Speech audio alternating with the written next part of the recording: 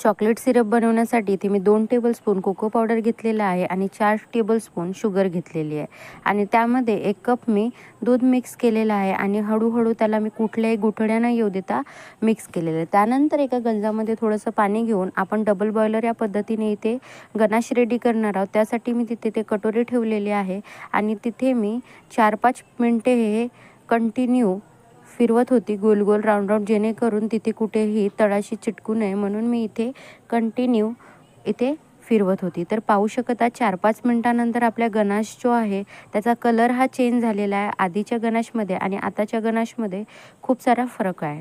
So इथे आपला 4-5 मिनिटानंतर गनाश रेडी झाला। त्यानंतर मी इथे बटर टाकलेला आहे 1 टेबलस्पून आणि त्याला पण मिक्स करून घेतलेलं आहे।